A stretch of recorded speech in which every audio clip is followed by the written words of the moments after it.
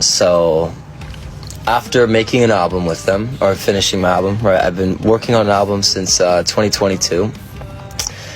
I finished it in 2025, but when it was time to turn the album in, it kind of came upon us that they were pushing back my release dates for a really long time. And I eventually kind of found out that the label was bankrupt. Because of this, I've had to postpone my album. It was frozen. I wasn't able to release music for a really long time. Stopped working with them around fall time last year. Now, I can say, as of yesterday, I just signed the paperwork to get the rights to that music back. So, I can't say when, but in due time, I will be releasing my second album by myself. I made with my buddy Vic from Pierceville. So that was the first song I purchased back. And I was able to release it. But with the singles and all these other things, I had to wait a little bit longer because I had to pay for the music videos. I had to pay for the directors, everyone that was involved in the set, the photographers, but then also pay for the mix and mastering of my music. So it took me a really long time to get here. And now I can say, as of yesterday, I just signed the paperwork to get the rights to that music back. So I can't say when, but in due time, I will be releasing my second album by myself. And I'm actually glad because we went and we tried to impression the album on different labels, and what they told me, and I'll let you be the judge of this, they said, oh, his fans aren't going to be fans of rock and roll, that they want pop music, that they want, I don't know, I think they want to guess what my fans want from me, right? And I built my fan base on being an alternative musician.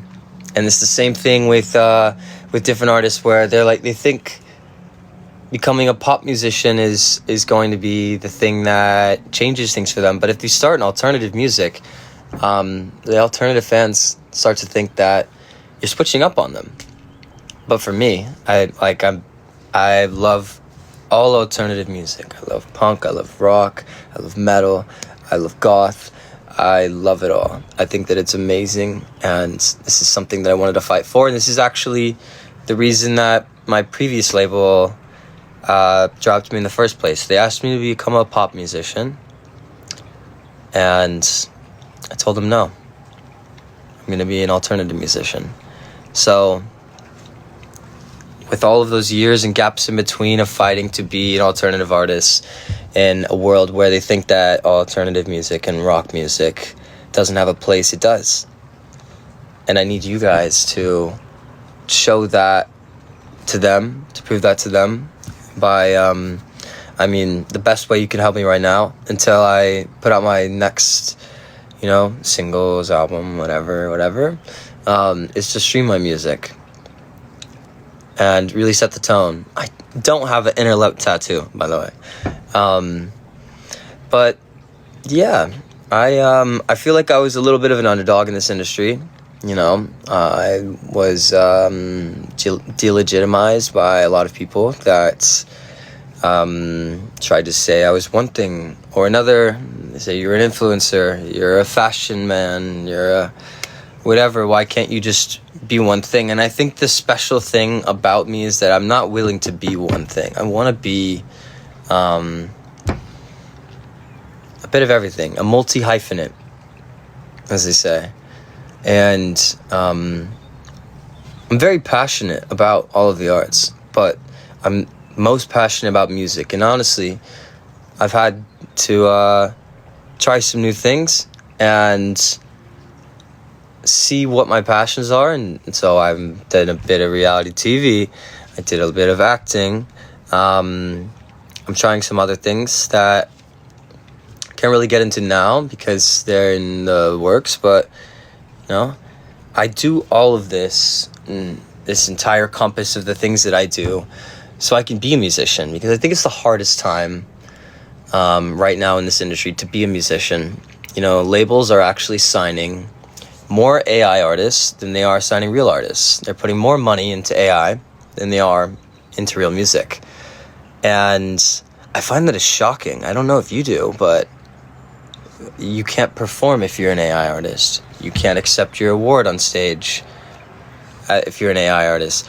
I don't understand sort of the dynamic that means, but the concept of an AI artist, bizarre. So it's one of those things. I want to be transparent with you guys because I never have the opportunity to, and because I've had to bite my tongue for the last 8 months. So I'm glad that I'm able to speak to you clearly and fluently now that I'm allowed. I've signed the paperwork. I've got my album back. And it's exciting because of all of the conversations that we had. They were like, yes, but... And it's just like, no more buts. I don't want to keep making more music for this album. I want this album to be what it is because it's storytelling. Everything to me is about storytelling, poetry. It's about showing your emotions and being real about everything that goes on within your life. I feel like some people aren't ready to hear something real sometimes, and I think that's just like an industry perspective. I think that the people in the world, they need to hear something with substance and something real. I think I even like reflect on the music that I've made over the last couple of years, and I still feel the same way about all of it, and it speaks to me because I'm able to capture an emotion in a song. Like, I'm so attached to the music I haven't been able to release over the years, so I'm glad to announce that I'm able to do that now and do it on my own account. And if this works, if this does amazing, then all of these labels, all the people that said, oh, we're not signing alternative artists, his fans wouldn't listen to alternative music, I mean, they're wrong. So let's prove them wrong. And I think as a token of my appreciation as well, over the last, 7 months, I haven't been able to release music, talk about music, do anything. I was stuck, really, and finding a way to do this.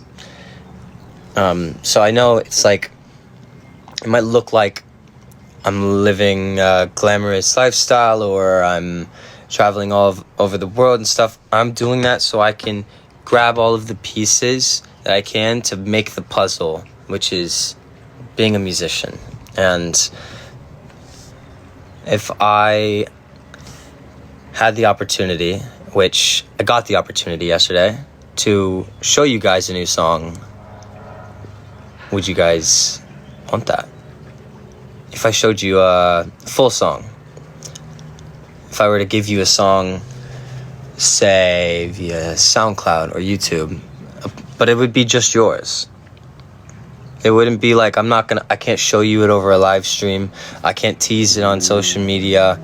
If you guys want a full in-depth song, I got permission, 15 seconds of it. But now that I'm free to express myself and show you all of my music, I'm going to start teasing a lot more music. Can't say too much, but there is stuff planned right around the corner. Before you know it, we're going to be back to where we're supposed to be.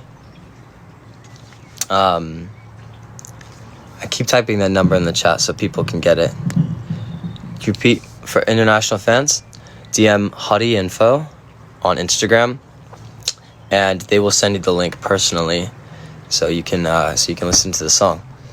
And it's like a sweet treat from me, because the song won't be released until the entire album is out. But it's for you. It's a gift from me. So I wanted to show you guys that bit of appreciation and love. And I'm sorry for the wait, it's been a while. No one understands that my therapist is back. Am I a therapist? oh, my music can be a sense of therapy, you know? I'll take it. It can be good. It can be useful, I'm telling you. Because I look at sad situations and I find a positive within it. Or I give you a little bit of perspective that you didn't already have on your emotions. So I think that, like, my music could really, you know, impact you. But I love you guys. I miss you. And I hope you're all well. When is it available? I don't have a specific time, but I think within today we'll get it done, and if not, tomorrow. But we're getting the link. We're gonna give it to you guys. He said, "Youngblood, and you give you such good vibes." I love him. I might actually go to Bloodfest this year in Prague. Just scope it out. See what it's like. Me and him have been friends for 6 years now. Isn't that crazy? When I was in the process of releasing my first album, we actually met up and we played each other our records. And I mean, that was a really surreal moment for me. And then ever since then, I opened for his live stream show that he did. That's ball knowledge if you know that. But I did that, and then just like over the years, we've seen each other in passing, and such a sweet guy. But after seeing him in LA, I went to his green room, and he looked at me and looked at Remington and said, "Keep rock alive. Rock and roll is not dead. Let's keep rock alive." And someone that's so passionate about that in the same way that I really resonate, I'm like, I felt that. Wow. So, like, hearing those words, it sticks with me. And later, around New Year's, I saw him again in St. Bart's. And we were talking, and he was just telling me how much he's believed in me from the beginning. Like, I love him. He's a great guy. My secret is that, if you weren't here a little bit earlier, the secret is that I haven't had the rights to my music for the last year. My label went bankrupt. I wasn't able to release music, and so I had to find a way to pay for that album myself. And as of yesterday, that music's paid for. So now we're figuring out how to release it. And because of the wait, and because I wanted to show you guys a bit of gratitude for your patience, just bear with me. And for now, I'm sending you guys a song.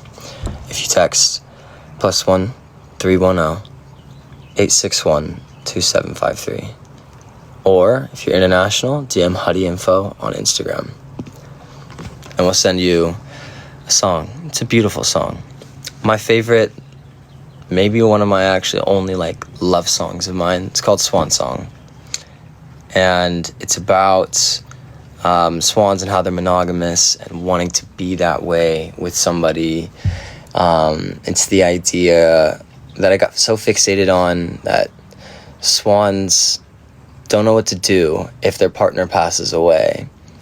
And so the saying, the swan dive, is when a swan will fly up in the air and would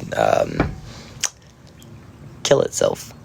And I just find that so sad, but such an emo sort of mentality in a lyric. I got obsessed with this idea. Will it make you cry? It might. It's definitely a tearjerker. So we'll see. But without further ado, I love you guys. But I have to go.